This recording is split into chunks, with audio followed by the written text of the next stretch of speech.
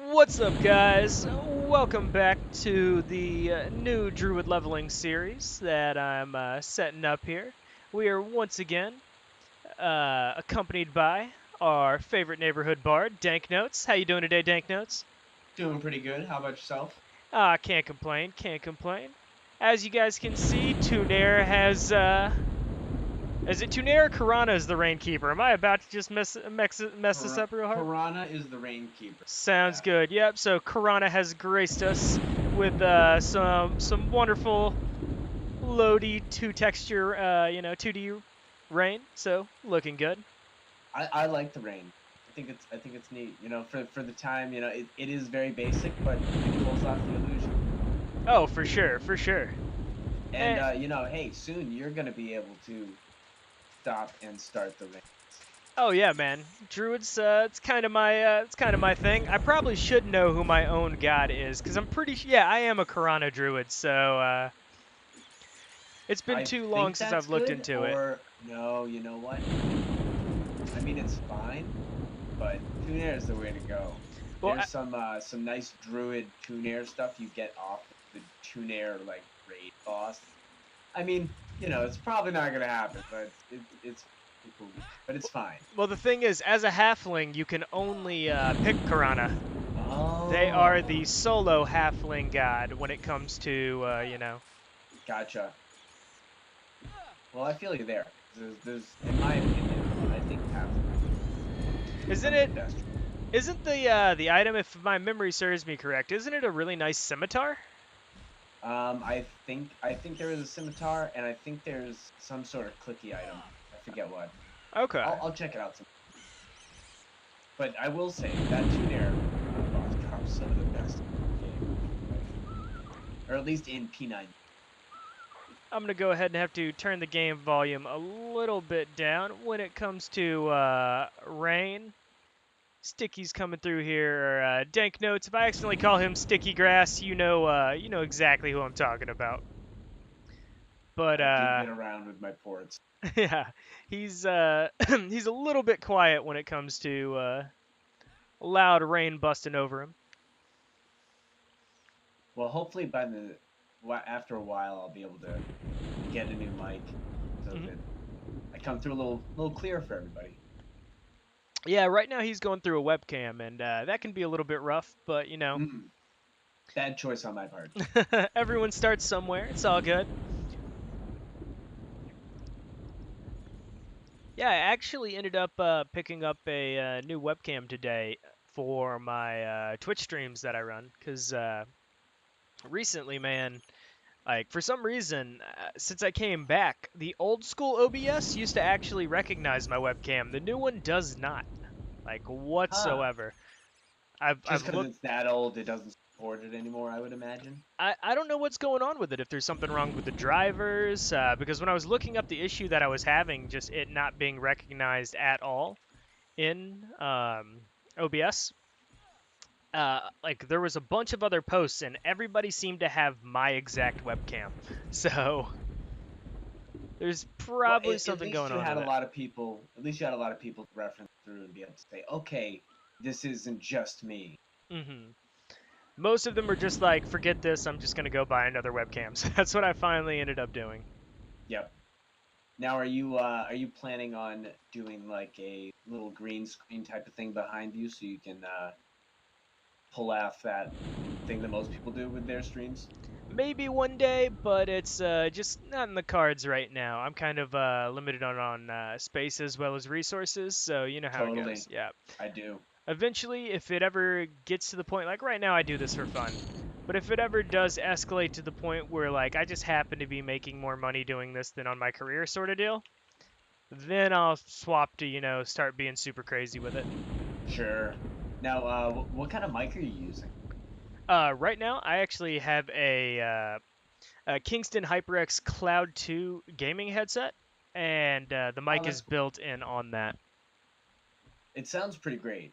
For being a headset mic, I was expecting you to be using like a snowball or something like that. No, no, no. It's got good quality. The only thing that's a little bit weird with this headset is it has a USB dongle to essentially like make 7.1 surround sound to emulate it, Oh, but because it gotcha. has to go through the dongle, it does dramatically decrease the volume of your voice.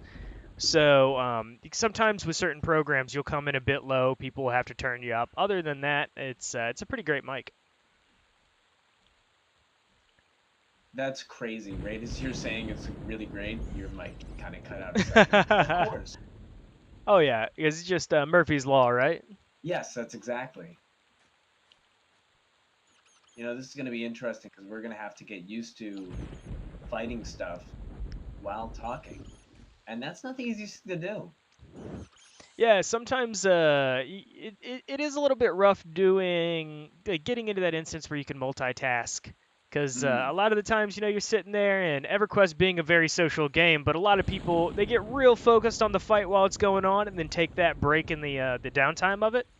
mm. That was one of the weirdest things I had to learn how to do when I started streaming was being able to do two things at once, kind of have my brain on one track and the body It's knocking out the definitely rest. probably a skill that you have to, learn to acquire.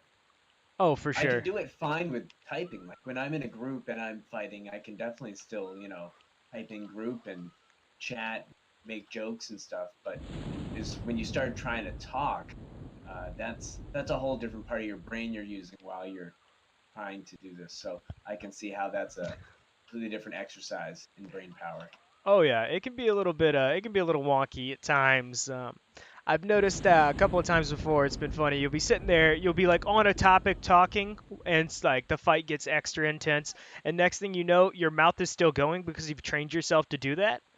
But you realize nothing that's coming out of your mouth actually makes sense, and you've literally just been talking gibberish for the last like 5-10 minutes That's of awesome. time. Can be a I little could, awkward. yeah, that's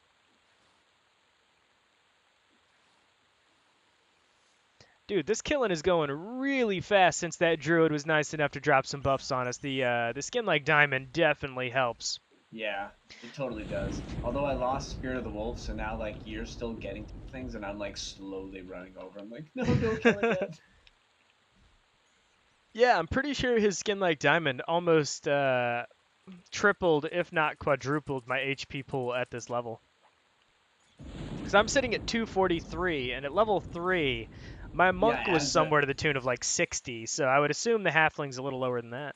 yeah, well, a halfling. See, you got to remember another reason why you have that XP bonus because your stats are just lower than all the other races. Hmm. So you naturally have lower stamina, and you're a small little tiny guy race, so obviously you're gonna have lower stamina generally. Oh, yeah. So it's like a double hit to your stamina. You're not gonna have a lot of HP, so I can easily see how skin like diamond triple your HP.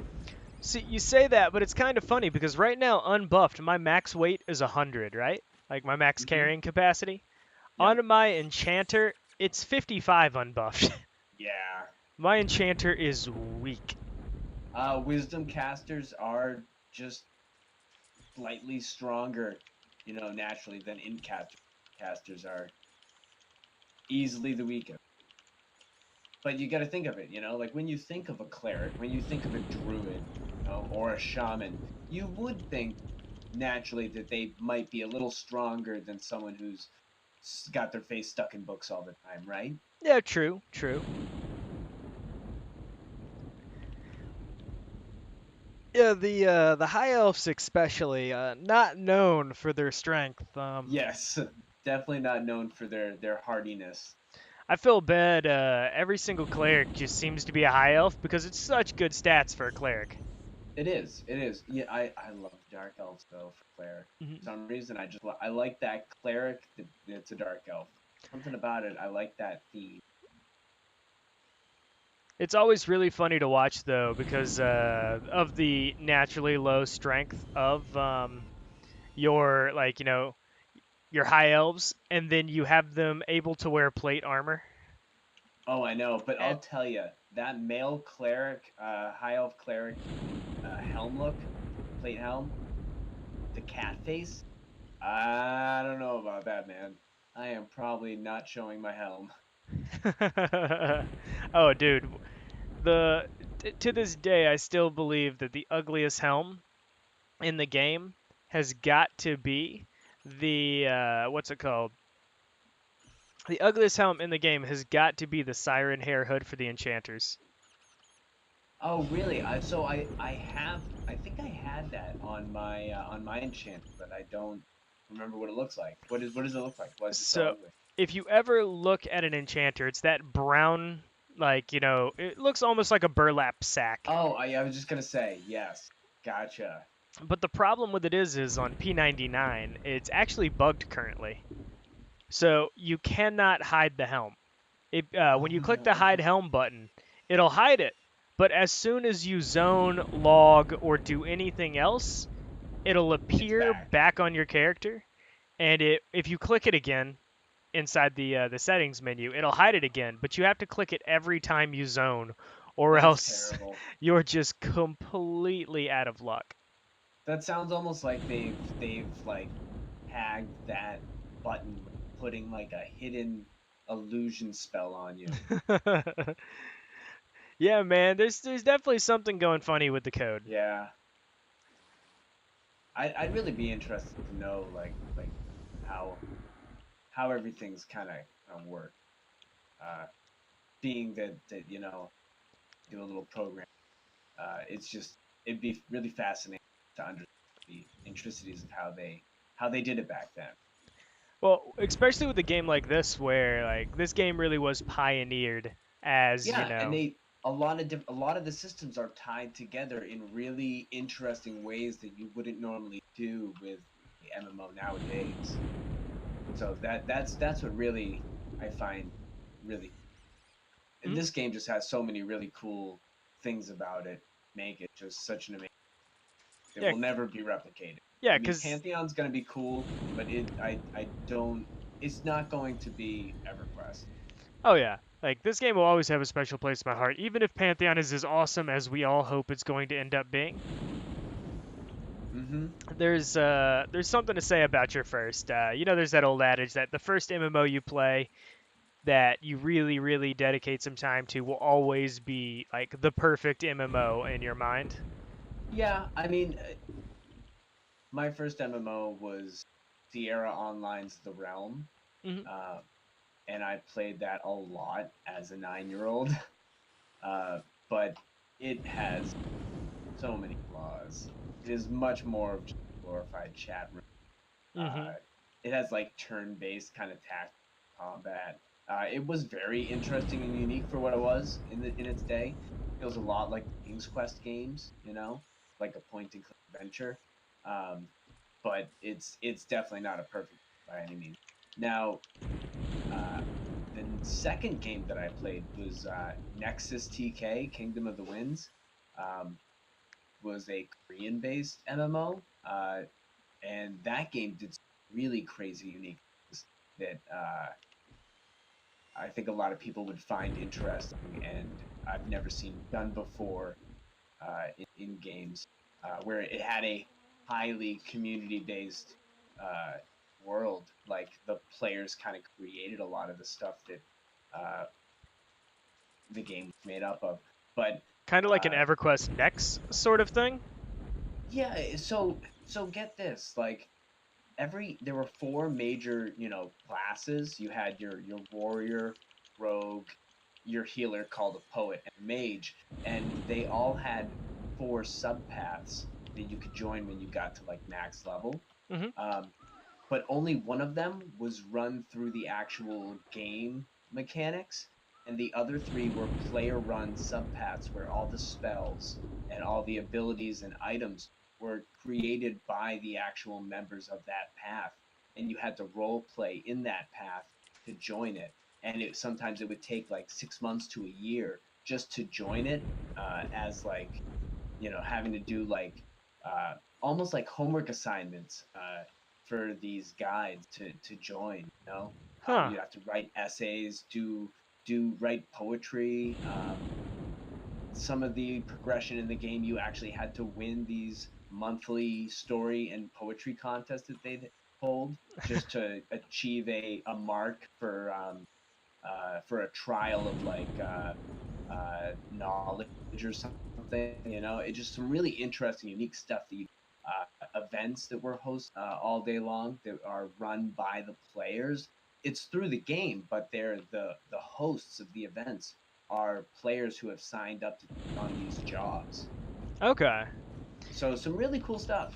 See, that's what I loved about that I still do love about old school MMOs, man. Hmm. Like so much of like so many like nowadays all these game companies are just they're striving to make that game which is the exclamation point above the head. You know, you jump on rails on level 1 and as long Hmm. as you keep following that exclamation point, They think that they eventually, have to do it. They yeah. think the developers think that they have to provide it. When really, in an MMO, the social aspect needs to be the driving force. Oh yeah, it's just the social aspect is 1,000 times better than the content you put in front of me. Yeah, you can give me a cool looking FNV, and I'm like, okay, you know what? That looked awesome, and that thought stays in my head for 30 seconds. But there's only ever like two cutscenes in the history of any game I have ever played that were so cool that I still remember them to this day. And when I think, hey, what's the coolest cutscene I've ever seen? It pops into my head.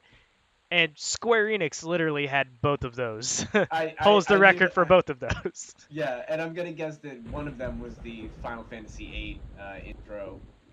Actually, no. This is going to be a little sacrilegious to some of y'all out there. I despise Final Fantasy VIII. No, look, I got you there, but that intro FMV with the sword fight and the gun blades and the Hmm. slashing in the face and stuff, I thought that was pretty It was cool. Like awesome. it revved me up when I was a kid when I first played it. That was a cool cutscene.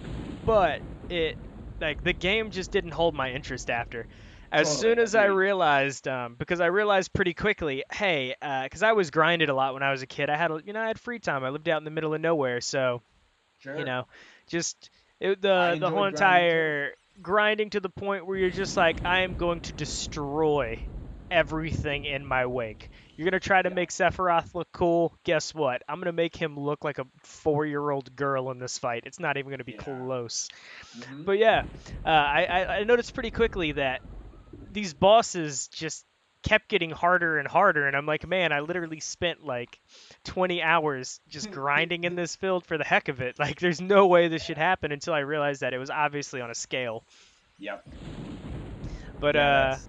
I think that's definitely that was a bad game design choice, and I think that they realized that after that. when They I don't haven't done that again. yeah, I'd say the two coolest cutscenes in my Yes, I personal need to know. opinion, Please tell me. I want to know. I've been waiting for this. Final Fantasy X, the Yep. intro cutscene when Titus is in the Blitzball and Sin attacks Xanarkon. Yeah, that is pretty freaking great. I will agree. The Blitzball game, the heavy metal music just hit at the perfect time. It amped you Yep. up so hard.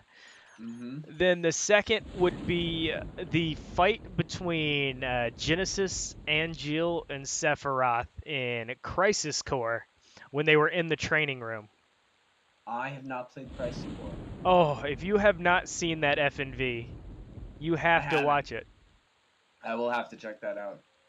It is absolutely insane. Like You if you know got what? if you haven't played Crisis Core as well, that is the before years. It's set some number of years prior to Final What type Fantasy of game VII. is it? So it is an RPG, but it's not a turn-based one. Essentially, it was Sure. exclusively released for the PSP. Oh, that's why I haven't played it. Hmm. Never had a PSP. I'm pretty sure there are emulators out there today that you can play it on, but legitimately, you kind of you you have it's real-time battles Yep. and you're running around, but they kind of put a luck aspect into the game to kind of take the Sure. emphasis of grinding off of you to Gotcha. where there's like a little slot system that's going 24/7 in the top corner, and you Mm-hmm. have to roll 3 sevens in order to get a level. Other than that, it'll like each of your items that you have in all of your slots will, if you get two numbers in like let's say you roll 2 4s into 5, well you rolled 2 4s, so your item in that 4 slot will gain an extra level. Huh. That's a really interesting system. Yeah, it's weird. It's different, Like, but it was fun. whoever thought of that must have been on some good stuff because that's really out there. But I would be more than willing to check it out. Yeah, you had the Final Fantasy VII slots. Those were always nuts. Like if you figured out the right way to abuse the slot limit break, like just slots in general, you could go crazy. Yeah, well, I love, I do like figuring out ways to break RPG systems, RPG game systems, and that's one of the reasons why I loved the Bravely Default series because it's just made for you to. It's like, here, do this. Like, have you Hmm. ever played the Bravely Default games? I have not. Oh man, well, all right. Have you played Final Fantasy V? I have. Okay, so imagine a job class system just like that, but in battle you have the ability to um, basically save turns, increase your defense for a round, skip your turn just defensively, and you get the ability to like take multiple turns on your next turn up to a maximum of 4 turns on one turn. Okay. And so mix matching your abilities and your classes like Final Fantasy V, and then being able to utilize those things like over and over again to just in on the first turn just destroy your battle. And then also they added in, being able to speed up the actual battle, like the animation and everything, Hmm. make it like really fast, like as if you were playing on an emulator and you had the little speed on. Um, and you can also just turn off battles if you want, and only fight you can literally turn it on and off whenever you want. So you can just go to wherever you want and then turn battles back. Okay. It was really unique and cool. Um, but it's also like you can just make these crazy god characters. Yeah, it sounds like with being able to stack stuff down, if you can get your defense pretty high and be able to stack turns, sounds like you'd be able to do some crazy stuff with that. Yeah, but at the same time, they also had like some really really hard fights there at the end where you had to be like doing everything you could to even have a chance. Hmm. Yeah, one a game that's really crazy like that. I don't know if you've ever played it. Have you ever heard of Disgaea? Oh, totally. Love Disgaea. I love the Disgaea series. I That love game that is feel. nuts. Like the cartoony doesn't take itself too Mm-hmm. seriously, but then you're just Yes. gonna have 10 billion damage attacks and stuff Yep. like that. And it also fills that like niche hardcore strategy grindy gamer. Like, and I really enjoy that. Have you seen the anime? The anime is also pretty great too. So I'm gonna be honest, I haven't. I think I watched like an episode or two of it. I got into anime a bit, but it was always like other people wanted to watch it, and Sure. like I I watched a just really couple enjoyed it on because my I own. liked, yeah, I just liked Disgaea so much that I was like, I need to watch, and I really enjoyed it. I thought it was pretty good, short, quick, Yeah. and good. As far as animes went, Death Note was the first one I was ever introduced to, and that game is just Ah, in that what's it called? That TV series is yeah, absolutely insane.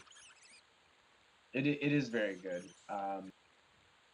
I've been watching a long time.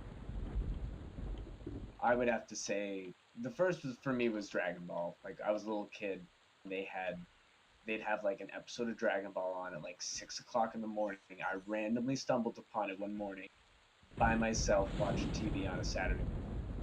No one's awake yet. I'm downstairs watching TV, and I find this. What is this? And I was like, this is so cool. I've never seen anything like this. Hmm. Like the fighting and stuff like that. Just there wasn't anything like it on cartoon. Oh, I was definitely a huge fan of Dragon Ball back in the day. Like That's everything what. from Dragon Ball Z to I actually really like the story of Goku, like growing up, the Yeah, OG Dragon Ball. yeah. That's the first I saw was the OG Dragon Ball. That great, and it only played up until that through that first Emperor Pilaf arc, Hmm. and then it would repeat. So I never got to see like the full OG Dragon Ball until years later, um, but I loved it. And then years later, Dragon Ball Z came out and found that, and I was like, oh, this is great. And I was like, Nami, and you know the story from there. But Yeah. What always cracked me up about it too was, so in college I actually ended up learning Japanese, and oh, that's cool.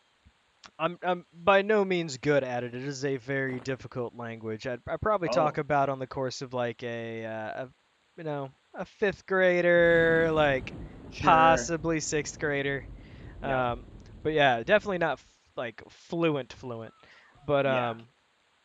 what's really funny is watching any sort of anime, especially Dragon Ball. They did this thing. They'll change the characters to try to fit more traditionally stereotypical roles within like our society rather than theirs. Sure. Because sometimes stuff's just lost in translation, right? What we consider a good dad is not what they consider a good dad. Right. So yeah, if you ever watch the actual Japanese version of Dragon Ball, Goku is the hugest deadbeat dad. He just does not care. It's hilarious. That well, I mean, he is kind of portrayed like that in the U.S. version too. Not like that he's intentionally doing it, but all he cares about is fighting. Like, No, but he'll sit there and he'll just be like, "Oh yeah, I'm all about." He'll sit there and he loves his son. You can clearly tell yeah. he loves his son. In the Dragon Ball Z one in Japanese, he's basically like, "I don't feel like fighting Cell. I don't need to. You do it, kid. Good luck." Oh my Like god. there was no like fatherly compassion of like, No, "I you need believe to. in You know, you." It's just I like, yeah. go for it. You're the one. You're the future. You're you're gonna take my place. So you need to be able to do this now. Like, Yeah. Like have you seen paraphrasing it, he was Have you just seen such a Abridged? jerk. Tell Yes, me I you've seen. have. Team Four Yeah. Star is hilarious. I love them. I love Team Four Star. They are absolutely awesome. Did you know they actually did, since we were on the topic of RPGs earlier, did you know they did a Final Fantasy abridged for Final Fantasy Yes, 7? yes. I have been watching that. My buddy and I, we regularly keep track of that and stay on that for when the episodes come out. We watch that, and also the Helsing abridged Oh, is dude. also pretty amazing. Hellsing Abridged is probably one of the most quotable YouTube series out there, hands down. It's pretty amazing. I mean, they do some great stuff, and I love that some of them are now like doing actual voice acting and stuff. Oh, yeah. Like that's so cool. That's how you get into voice acting is Yeah. either you just have a really like smooth, sultry voice and someone comes to pick you up, or you gotta get yourself out there. Can you damage song? Are This you? I thing was gonna is say, are you trying to kill this moss snake? Because yeah. I see you're having some trouble. And I can help you out. And we should probably try and I don't know. Are there like higher level ones closer to the wall? Because we are starting to get to that point where, well, I mean, once we hit level 4, it's gonna start getting a little bit of a slog here. Oh yeah, but once we do druids get level 4 spells or level 5 spells? I believe it's level 4. Okay, we can It's level definitely 4 or level 5. I can't exactly remember if it is level 4, which I think it is level 4. But that's the only time you get them at level 4, I want to say. okay. Then it's going to be every 5 level. Because I was coming in here to what's it called? I was just trying to stay close to the entrance because I mean we're killing them Sure. and we're killing Oh, them we totally fast. are. So And we're almost to level 4. There's well, you might already be on level. I'm 2 yellows away. Just I'm under. 66% currently. Do you not use There's Duxa UI? no, I should. I'll have you help me set it up. Okay, man, I can definitely walk you through it. I was I mean, I doubt I need help having self walk, but I was actually thinking about making a video on that because there are plenty of videos out there, but they're really I haven't seen like actual UI. It's not a bad idea. I would recommend give me a second. I'm buffing you up. buffs. Oh, we don't have the druid buffs anymore. Where'd he Yep, go? they He wore took it. off. Did he take off? Is he still here? Yeah, he sent me a message and saying that he was gonna go head out. Oh, well, there's a 54 druid. Probably got some skin-like nature. It almost feels like at the lower levels, getting these super high level buffs definitely feels like cheating. I'm Oh, it not gonna does. lie. It's so It totally cheating. does. You know, it's a really easy place to level up as newbies. Is Field of Bone. Like just being like having a bunch of like Ixar monks around, just group a bunch of Ixar monks at Oh yeah. level like 1 together. Just just wreck face. Or you get a bunch The of most necros best. just Yeah. chaining pet aggro essentially. Yeah. Yeah, And the pets, the necro pets are pretty good. let's start walking towards the wall, and we'll see if we Sure. can't find something that's a little bit more white to I us. think yeah, this Johnny Rather's probably even though he's blue to us, he's should Yeah, he's on the higher level of the mobs out here, that's for sure. yeah.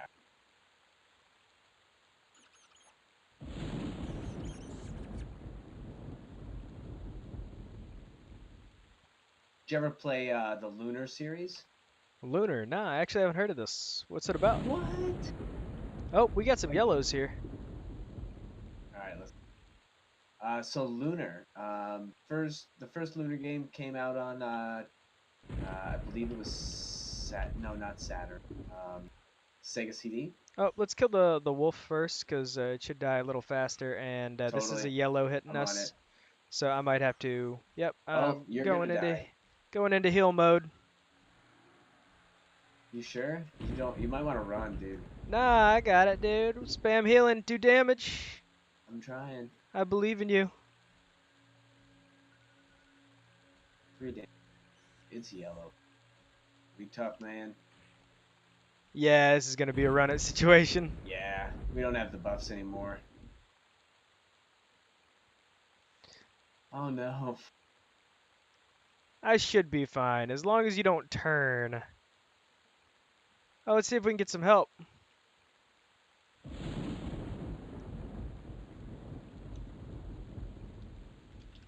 Hell.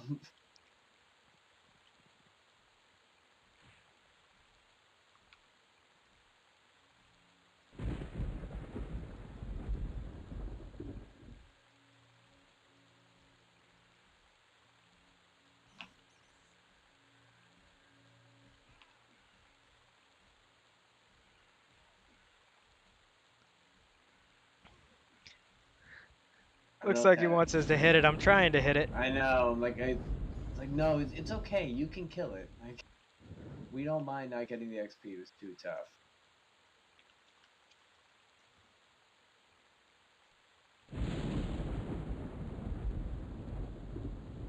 All right, now we need to act like we Oh, waiting for buffs. here's a Oh, blue. perfect. Excellent. Dude, that was good.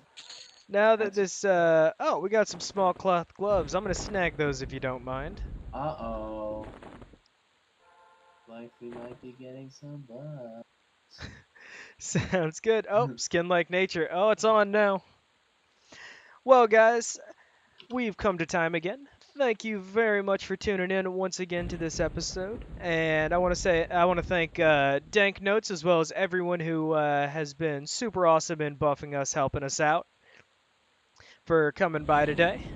Anything you want to say before we clock off, Dank Notes?